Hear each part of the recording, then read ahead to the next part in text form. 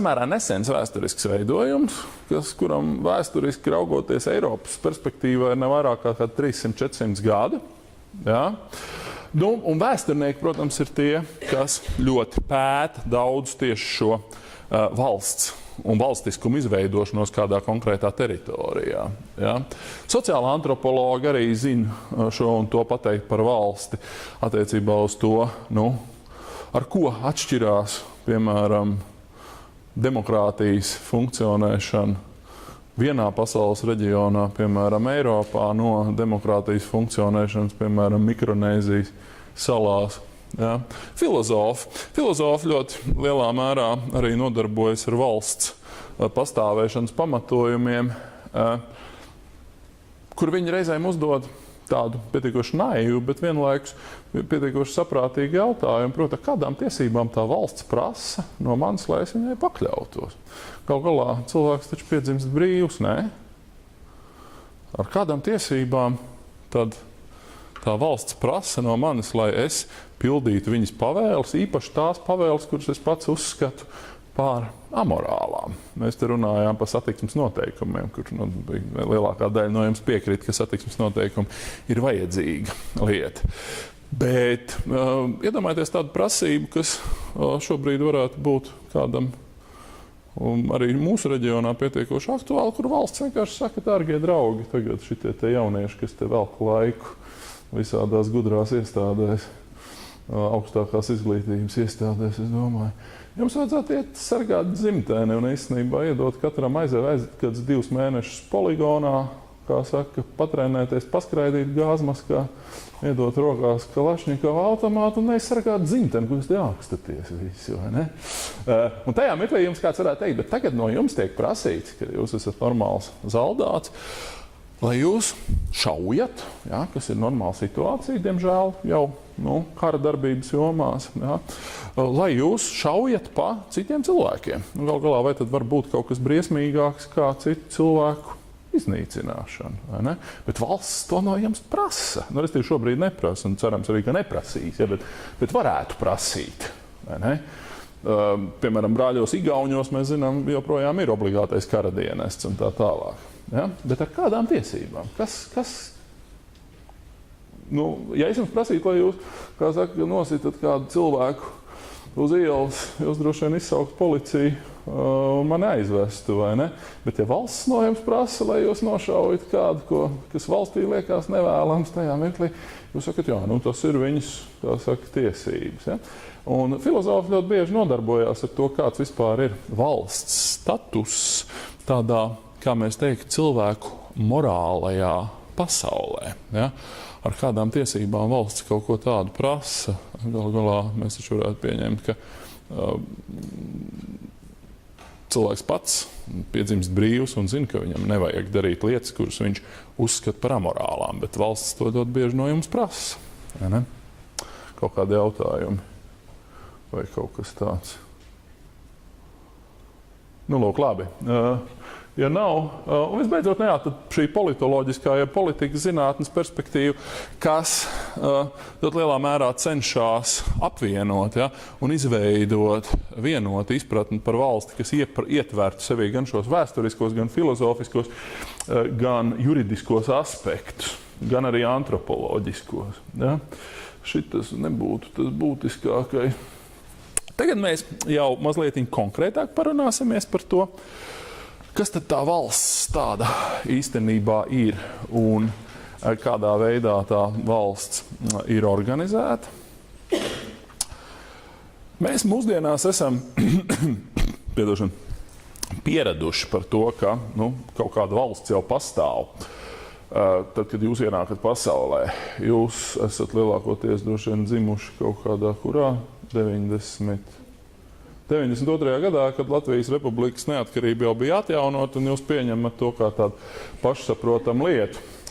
Un jūs pieņemat, ka politiskā dzīve visā pasaulē tiek organizēta saskaņā ar šādām valstīm. Tur ir Latvija, tur ir Lietuva, tur ir Igaunija, tur ir, Azerbaidžāna, tur ir Maroka, tur ir Izraela, tur ir Austrālija. Izsakot, ir valstis. Ja? Respektīvi, ka tā pasaules karta ir sadalīta tādos mazās lupatiņās, ja, kuras ir sašūtas kopā, un tad katrā no šīm mazajām lupatiņām, kuras jūs redzat pasaules politiskajā kartē, tad pastāv kaut kāda valsts.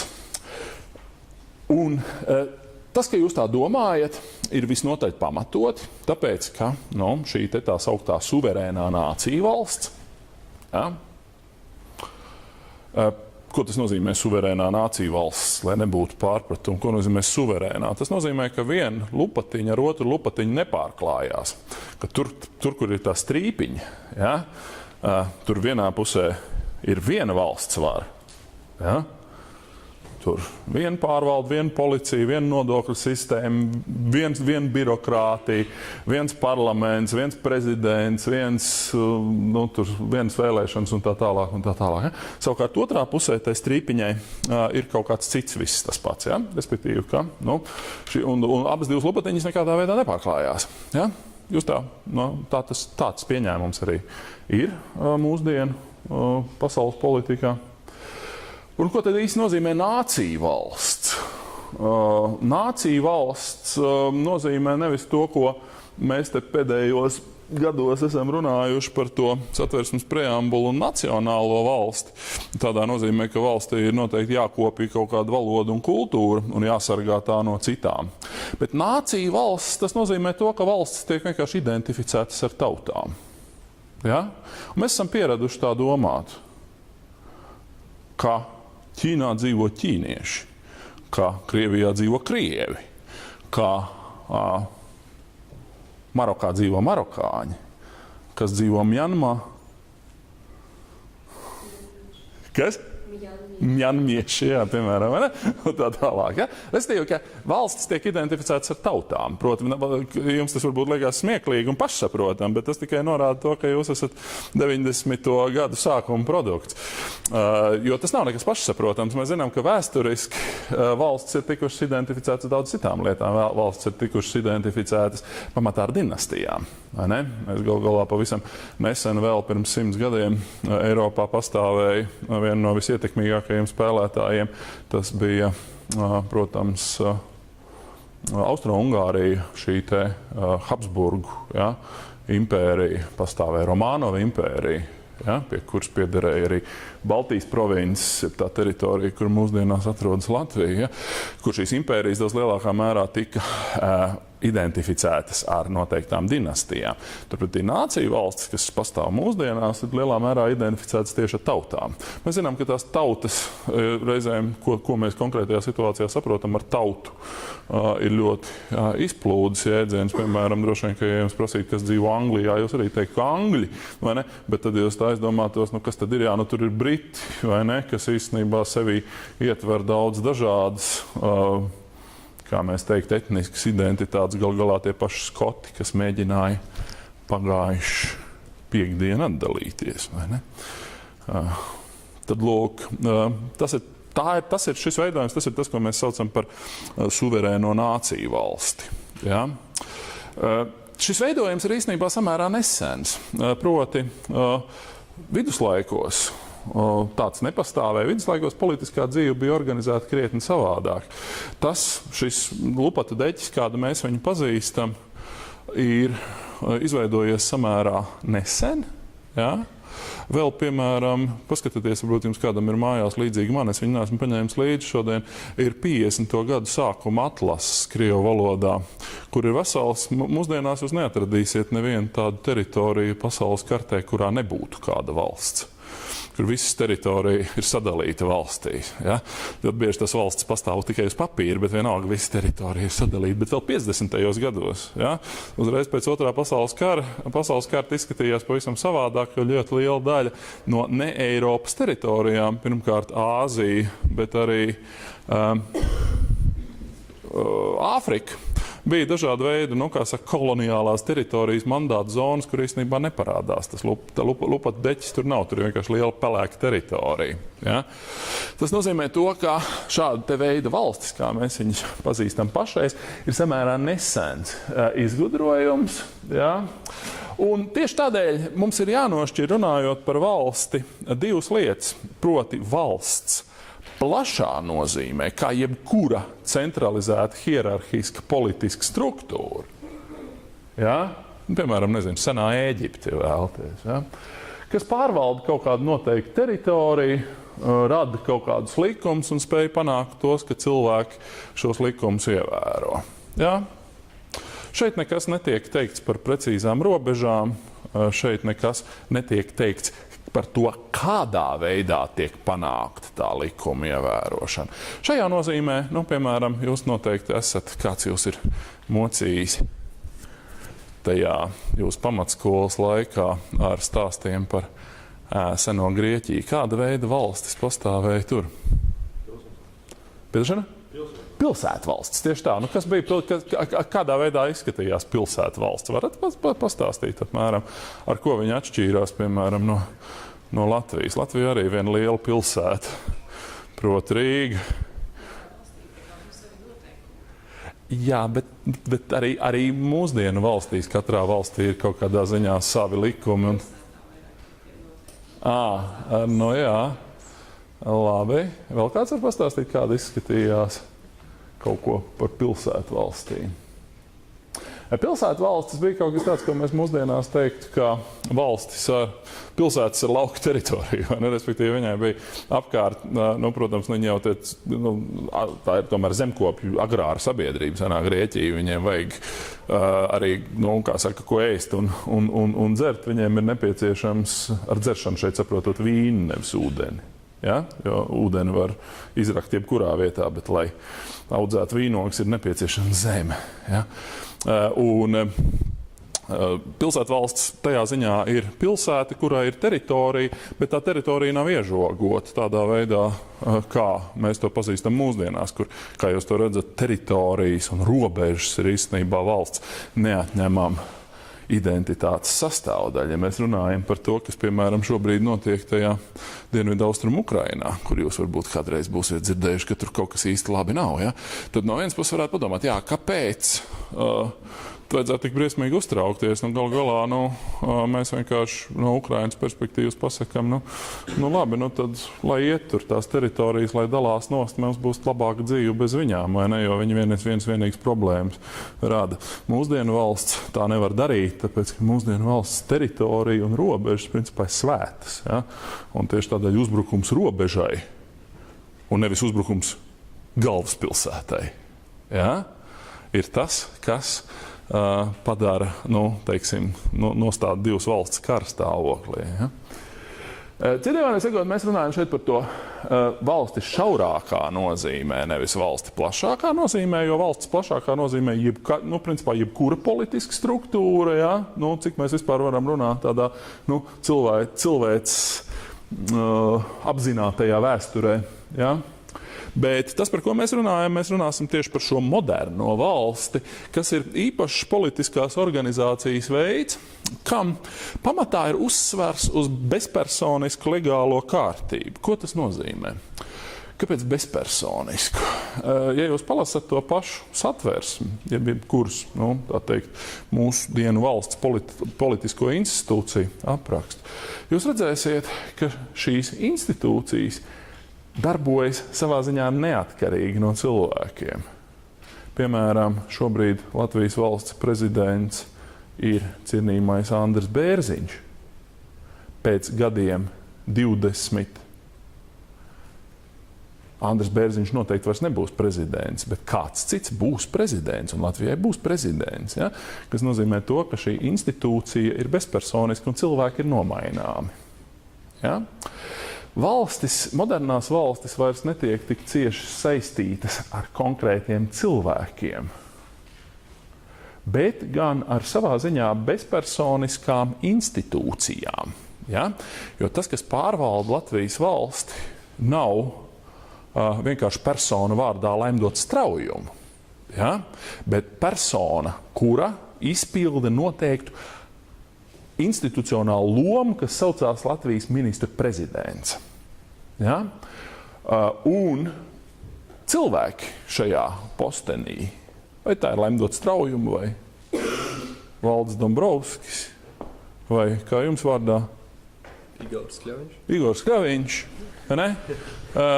Vienalga, kas tas arī būtu, cilvēki ir nomainām šajā institūcijā, bet Latvijas valsts turpina pastāvēt. Ja? Tā ir ideja par šo, kā mēs teiktu, bezpersonisko legālo kārtību. Ja? Tas atšķirās. Piemēram, kāds varbūt no jums ir, kurš interesējas pastiprināt par politiku, lasījis pirms dažiem gadiem, laikam 2009. Gadā mēs izdevām Machiavelli slaveno traktātu Valdnieks, kas ir tāda maza grāmatiņa, kas ir viens no patiesībā rietumu politiskās domas stūrakmeņiem no 16. gadsimta, kur tad patiesībā vēl tajā laikā Machiavelli nav izveidojies tāds priekšstats par to, ka valsts un valdnieks varētu būt divas atšķirīgas lietas. Valsts ir savā ziņā valdnieku gribas un tikumu augstākā izpausme, ja, ka viņš var uztaisīt. Proti, ka persona ir ļoti cieši piesaistīta noteiktai valstī, ja, un noteiktai politiskai kārtībai.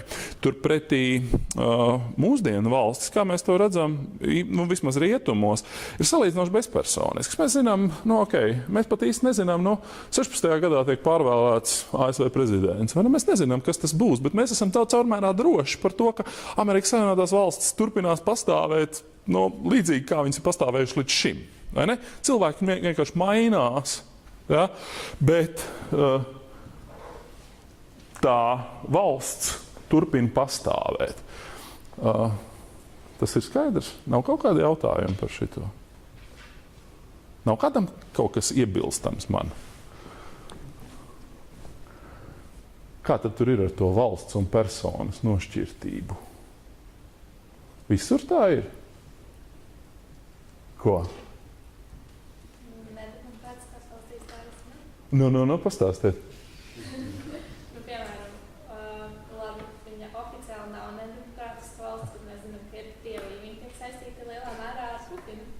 Tieši tā. Un tas arī, starp citu, īstenībā ir tā lielā problēma ar dažādiem nedemokrātiskiem režīmiem, kas šajā ziņā ir vienkārši vājas valstis. Ne visas nedemokrātiskas valstis ir vājas kā valsts. Piemēram, Ķīna. Ķīna ir absolūti nedemokrātiska, bet Ķīnā kaut kāda kārtējā kompartijas līdera nomaiņa neko neapdraud. Vai ne? Tur viņi īstenībā nomaina tos līderus, bet ne caur vēlēšanām, bet vienkārši tāpatās. Ja? Un mēs zinām, ka tur nekas īpaši briesmīgs nenotiks, lai arī kas tur varētu būt tas nākamais ģenerālsekretārs. Turpretī Krievija tajā ziņā ir interesants piemērs, kā patiešām ļoti daudz cilvēku, tā skaitā arī pats Puķins noteikti uzdod sev jautājumu, kas notiks tad, kad es te vairs nebūšu. Vai ne? Kas ir ļoti, ļoti nopietna problēma daudzām valstīm. Mēs zinām, es domāju, ka Krievija varbūt nav tas trakākais piemērs. Mēs zinām, ka Puķins uz kādu mirkli bija aizgājis it kā otrajā plānā, vai ne, un nekas briesmīgs nenotika. Bet, ja jūs paskatāties uz Centrālāzijas valstīm, uz to visām tā saucamajām stānām, vai ne, konkrēti varbūt visvairāk uz Uzbekistānu, tad Uzbekistānā patiešām visa principā sabiedrība dzīvo vienās diezgan lielās bailēs no tā mirkļa, kad Karimovs, kurš ir jau ļoti vecs, varētu aiziet mūžībā, vai ne? Un tad, kas notiks, vai ne? Un tas valstiskums pats ir apdraudēts. Tad, lūk, modernās valsts stiprā puse ir tā, ka viņa ir bezpersoniska. Ja? Ka tas ir institūcijas, kuras savā ziņā darbojas, vai vismaz, teiksim tā, ideālā variantā viņām vajadzētu darboties neatkarīgi no konkrētā cilvēka. Ja? Skaidrs, ka nekad tas pilnībā netiek sasniegts tajā ziņā, ka mēs zinām arī Latvijā galu galā, ka tomēr zinām cilvēki atstāja ietekmi uz to, kā tā valsts darbojās, vai ne? Un tas, ka tur nav tā, ka visi būtu pilnīgi vienādi, ja? Bet pat šī struktūra lielos vilcienos netiek apdraudēta. Ja? Tas ir tas stāsts par šo bezpersonisko legālo kārtību, kas nosaka noteiktas teritorijas pārvaldes un administrēšanas kārtību. Ja? Proti, tas ir stāsts par to, kā šīs institūcijas, šīs bezpersoniskās, rakstiski un legāli fiksētās institūcijas, tad ir tās, kas nosaka to, kā tā valsts darbosies. Ja? Un noteikti, kā tiks pārvaldīta šī teritorija un kādā veidā norisināsies šī valsts administrēšana. Nu, piemēram, valsts administrēšana visprimitīvākās funkcijas, vai tur pastāvēs kaut kas tāds, kādā veidā darbosies policija, kādā veidā tiks iekasēta nodokļi, kādā veidā tiks organizēta izglītība vai netiks organizēta, kādā veidā norisināsies tur ekonomikas regulēšana un tā tālāk. Ja? Tas tad ir tas, bet tas vēl nav viss runājot par šo. Piedošana, man te ir problēmas ar. Man ir uzkāries šitas. Tam, nu.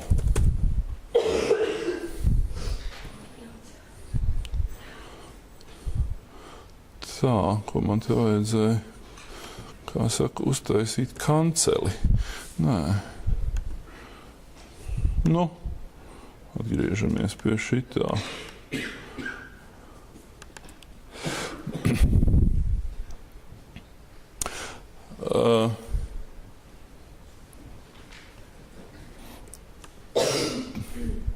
Turpinām par